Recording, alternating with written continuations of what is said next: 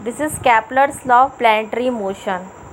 So कैपलर is a scientist जिन्होंने कुछ laws दिए थे प्लैनेटरी मोशन के ऊपर, कि जो हमारी प्लैनेट्स है, हमारा अर्थ है, वो किस तरह से सन के चारों तरफ रिवॉल्व करता है, तो उससे रिलेटेड उसने लॉ दिए थे।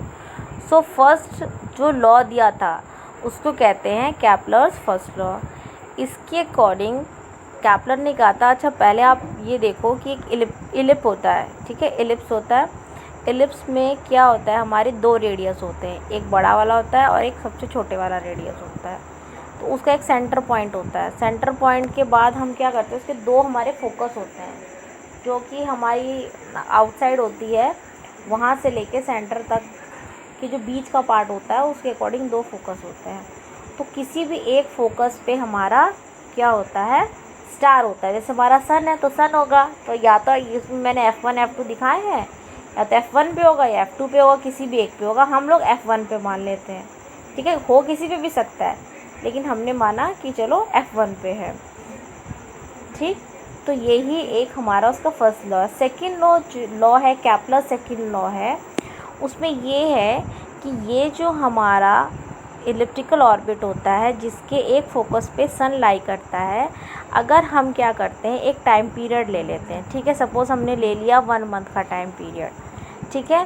तो अगर हम कोई टाइम पीरियड लेते हैं तो अर्थ की पोजीशन जहाँ पे होती है और 1 महीने बाद या जितना भी हमने टाइम लिया उतनी वहाँ तक होती। फिर अगर हम वहाँ से लेके हम सन तक की रेडियस खींचें, ठीक है, और वहाँ से उसका एरिया फाइंड करें, ओके, तो ये जो एरिया होगा, ये हम अगर कहीं और पे किसी ऑर्बिट पे कहीं पे भी हम अपने प्लैनेट का वही 1 घंटे का टाइम पीरियड लेते हैं कि कितना हमारा प्लैनेट मूव करता है, फिर हम वहीं सन से उसका सेंटर मान के उसकी रेडियस खींच के हम उसका एरिया ड्रॉ करते हैं।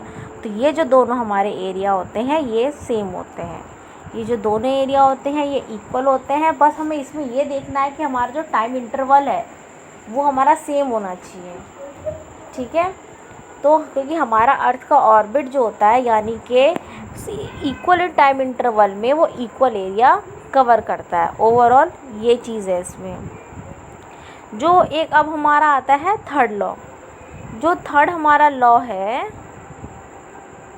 वो सेम इसी के ऊपर है। इसमें दो चीज़ें होती है, एक आपका होता है कैपलर थर्ड लॉ में टाइम पीरियड होता है, और एक आपका होता है सेमी मेजर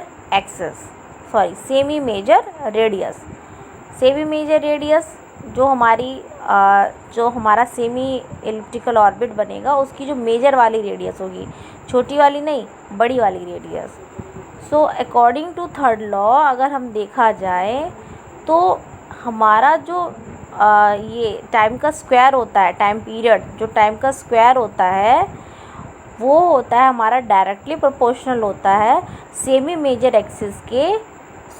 मेजर रेडियस के क्यूब के प्रोपोर्शनल होता है, ठीक है। फिर से रिपीट कर रही हूँ, जो हमारा टाइम पीरियड का स्क्वायर होता है वो डायरेक्टली प्रोपोर्शनल होता है हमारी सेमी मेजर रेडियस के क्यूब के। अब आप इसको दूसरे सेंस में ये भी कह सकते हैं कि r³ is directly proportional to t², ठीक है। अब हम क्या करते हैं, जब हम इस प्रोपोर्शनलिटी का साइन हटाते हैं तब हमको एक कांस्टेंट मिलता है।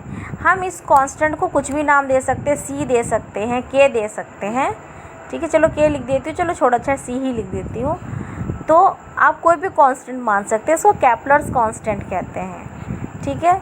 तो यानी कि r³ / t² = कांस्टेंट, ये आपका थर्ड लॉ है कैपलर्स का। सो आपके कैपलर्स के यही 3 लॉज हैं।